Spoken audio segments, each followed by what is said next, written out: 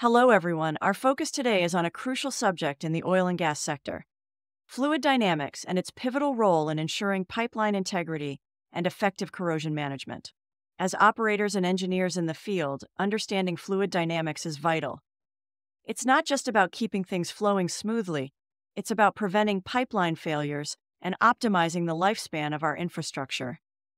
We'll explore how these dynamics influence corrosion rates and the strategies we can deploy to mitigate risks and maintain operational efficiency. Thank you for joining us today. Let's dive into these exciting insights. That's right. We'll unpack a real-world case study, discuss why understanding the movement of gas, hydrocarbons, and water is critical, and explore tools and strategies that can help operators stay ahead of potential hazards. Imagine a busy three-lane highway. In the fast lane, we have gas zooming ahead. The middle lane is occupied by hydrocarbon liquids like black oil or condensate, cruising at a steady pace. Meanwhile, in the slow lane, water lags behind, moving leisurely. Ideally, these vehicles maintain their lanes without interference, just like the fluids in our pipelines. This analogy helps illustrate the importance of smooth and safe transportation of these different materials to prevent disruptions and ensure the integrity of our pipelines. Understanding these dynamics is crucial for those of us in the field. It's more than just movement. It's about maintaining a delicate balance that prevents pipeline failures and maximizes the lifespan of our assets. The rate at which these fluids move can significantly influence corrosion rates, and by mastering these concepts, we can employ effective strategies to mitigate risks.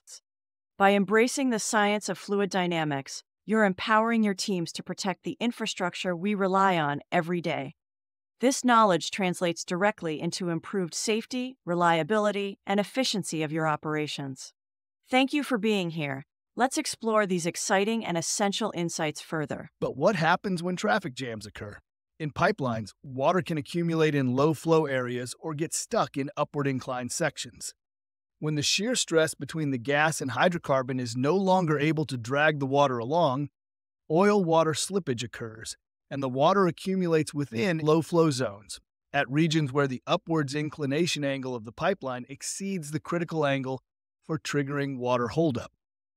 Not only does accumulation of stagnant water create a hydraulic capacity bottleneck, depending upon the residence time of the water within these traps, they can become a significant corrosion risk.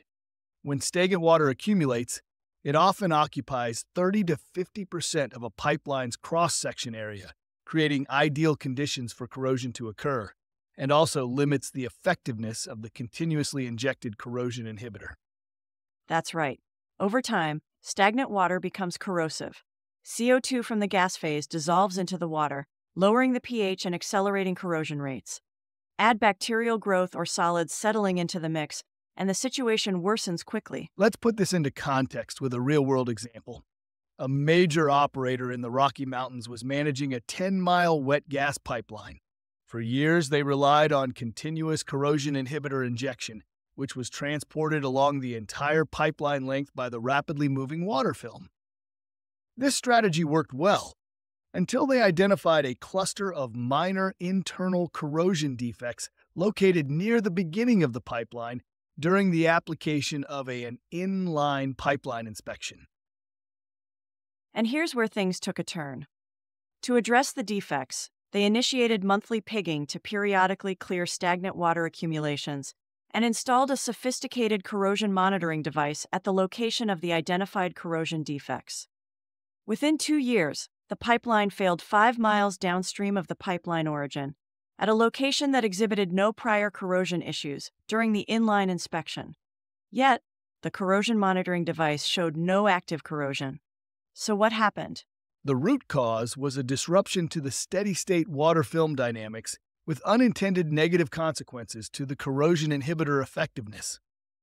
The implementation of monthly pigging prevented the water film that previously carried the corrosion inhibitor along the entire length of the pipeline from reaching the end of the pipeline during the 30-day interval between pigging. In fact, during the pigging interval, the free water film with the inhibitor only made it halfway along the pipeline, leaving the later half of the pipeline unprotected. In hindsight, this is a classic situation where a disruption to the former steady-state free water film caused by pigging prevented the delivery of corrosion inhibitor to the scene of the crime. These condensed water traps became new hotspots for stagnant water and active corrosion within regions that had previously been effectively mitigated prior to the initiation of monthly pigging. What makes this even more interesting is the role of condensed water. As gas travels through this long pipeline, pressure and temperature changes cause swatter vapor to condense, creating rain-like droplets. These droplets collect in low-velocity zones, exacerbating the problem. Exactly. It's a classic example of unintended consequences. The pigging strategy solved one issue but created another by altering the pipeline's fluid dynamics. So, how can operators avoid these pitfalls? Advanced mechanistic three-phase simulation tools like PIPESIM and the OLGA-S flow correlation offer detailed insights into three-phase flow behavior. By modeling different operating conditions, operators can predict where water will accumulate and adjust their mitigation strategies proactively.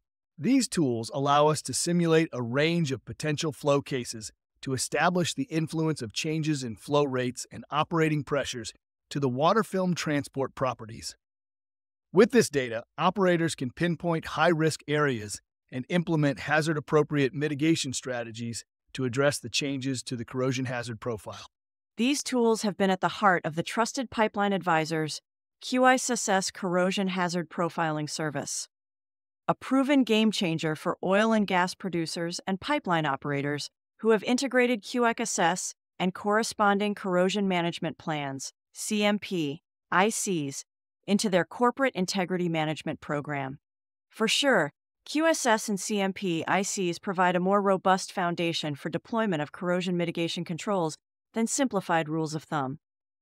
By adopting QICSS, operators can rely upon quantitative data to design mitigation strategies that align with actual pipeline conditions. It's about shifting from reactive to proactive management. Let's not forget the operational benefits. A data-driven strategy not only enhances pipeline reliability, but also reduces costs associated with over-mitigation or unexpected failures. It's a win-win. Before we wrap up, let's revisit the case study. What could the operator have done differently? For starters, they could have conducted a thorough QIC fluid dynamics analysis before implementing pigging. Recognition that the pigging program should have been considered within the corporate MOC process would have highlighted the implications of a water film no longer capable of traversing the entire pipeline route during the pigging interval. The appropriate response would have been to supplement the historical continuously injected corrosion inhibitor with the injection of a volatile corrosion inhibitor, VCI, that would travel within the flowing gas stream and absorb into any downstream region of stagnant condensed water. Absorption of the VCI into the stagnant water would have elevated the pH of the water trap to a non-corrosive condition. The takeaway here is clear. Understanding fluid behavior is essential for aligning mitigation strategies with actual pipeline conditions. Without this knowledge, even well-intentioned strategies can backfire. The case study showcases two of the three primary root cause factors that contribute to all internal corrosion pipeline failure events. The first, that the internal corrosion hazard profile was not sufficiently understood, and the second, that the applied mitigation controls were not sufficient for the corrosive environment. Of course, the third primary contributing factor that allowed the pipeline failure to occur was simply that the accelerated corrosion activity was not detected prior to the event. So, insufficient characterization of the corrosion hazard profile and the misalignment of applied mitigation controls. That wraps up today's episode of the Trusted Pipeline Advisor podcast. We hope this discussion provided valuable insights into the importance of fluid dynamics in pipeline integrity management. If you found this episode helpful, be sure to subscribe and share it with your colleagues. For more resources and case studies, visit www.trustedpipelineadvisor.com. Thanks for joining us. Remember, understanding the detailed profile of three-phase flow along the entire length of a pipeline is the key to the design and implementation of an appropriate hazard-optimized corrosion mitigation plan. and the key to achieving long-term reliable operation. See you next time.